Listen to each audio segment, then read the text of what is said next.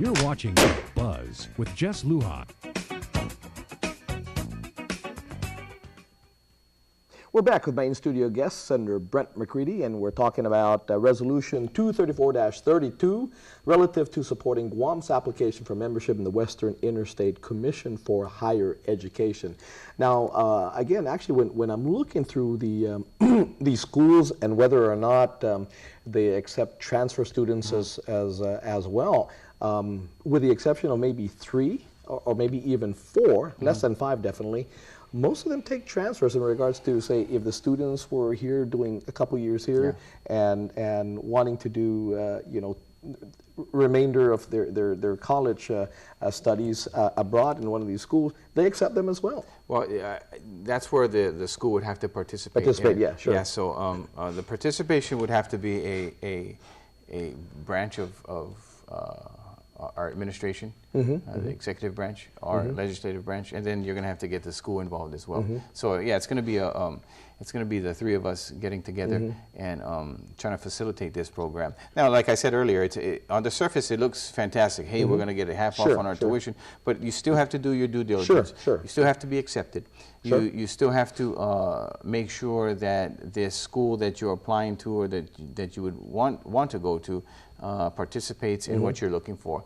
And like you said, the transfer would have to most definitely. I'm almost certain there would have to be a program where the school, I guess it would be University of Guam or GCC would have to participate. In it as well. And again, whether or not you have all your credits or whatever credits are transferable to those schools, right? Yes. Okay. Now, let me ask you this: why a resolution, not a public law? What is the requirement from WICHE in regards to this? Why the resolution? Well, after talking with WICHE and doing some research, their mandate was resolution is fine. Okay, from the legislative branch. From the legislative branch. Okay. So that's why we're doing the resolution. It's something that is mandated at a minimum to facilitate this and move this program forward.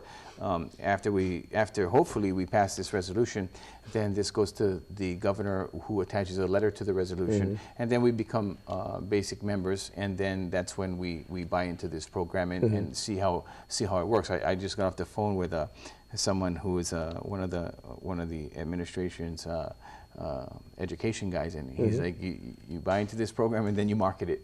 And then you get the other islands to join in with you, and so it lowers the cost. So once we identify how much of money we have to appropriate to this, hopefully it's less because we can get more people involved. I think that will also. And I see where which is coming from. They said, the legislative branch is basically holds the purse strings of its government. Okay, we pay the bills. Yeah, absolutely. So you're saying, okay, we make sure that the people that are paying us are for sure that they are agreeing to paying this, right? And likewise, their chief executive is signing off that we're in this program. So it makes sense that would happen. Now, again, in your research in this as well, let me ask you the sentiments with our institutions of higher education here in Guam, University of Guam and the Guam Community College. First and foremost, Dr. Underwood is a friend of mine, and he's a very smart, intelligent, and I recognize him as one of the forefathers of higher education on Guam, and someone who sustains Guam, is doing a fantastic job. He wants to know more. He wants to go through this public hearing, and I'm sure we're going to hear from him. I really haven't gotten a feel on how he actually feels, whether support and opposition, but that's what the public hearing is for, and we'll see what happens. I have a meeting with Mrs. Okada from GCC on Friday, so we'll discuss their sentiments, their feelings. I tell you, as a taxpayer, and as a realist in the reality, I'll tell Dr. Underwood and President Okada as well. You're going to oppose this. You're going to oppose this legislation, something that's real, that's reality. I hope you don't. I mean, I can understand their sentiments that they may oppose it because you're wanting to market Guam and the University of Guam, but you know me, when I was serving the legislature, I love competition. Well, you know, I understand. I would like to work together. So we present this package as a unity package, and that the parents and the students alike know that we're all working together for the benefit of them. My mission is that and that only. You know, as a father, I have a son going to college in the next year and a half.